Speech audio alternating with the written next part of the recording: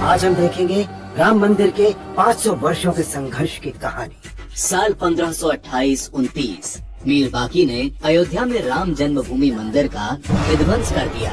आक्रमणकारियों की सोच थी ऐसा करके भारत के रोम रोम में बसे श्री राम के अस्तित्व को मिटा देंगे।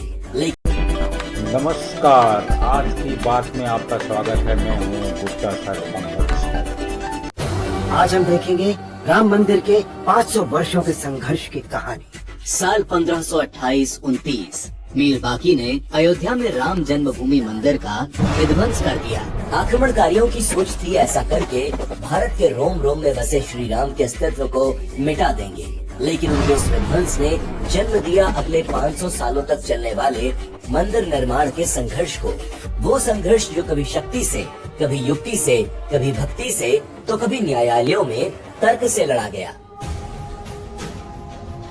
मंदिर विध्वंस के बाद हिंदू वापस जन्मभूमि पर अधिकार पाने के लिए कई छोटे छोटे संघर्ष करते रहे। हिंदुओं की इसी आस्था को देखते हुए साल 1717 में जयपुर के राजा जय सिंह द्वितीय ने अपना खजाना खोल दिया और ये पूरी जमीन ही खरीद ली, जिसके बाद हिंदू इस विवादित ढांचे के बाहर खड़े होकर इस पवित्र भूमि की पूजा करने लगे। इस बीच कई छोटी बड़ी लड़ाइयाँ चलती रही।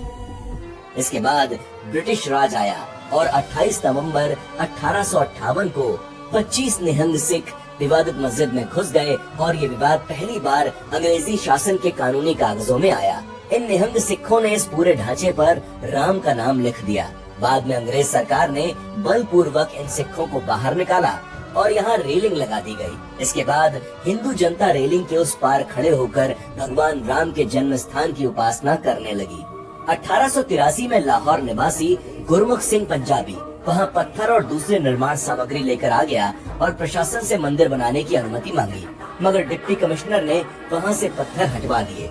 इसके बाद 29 जनवरी 1885 में ये मामला पहली बार कोर्ट पहुँचा और आजादी के तुरंत बाद 22-23 दिसंबर 1949 की रात को मूर्तियाँ प्रकट हुईं।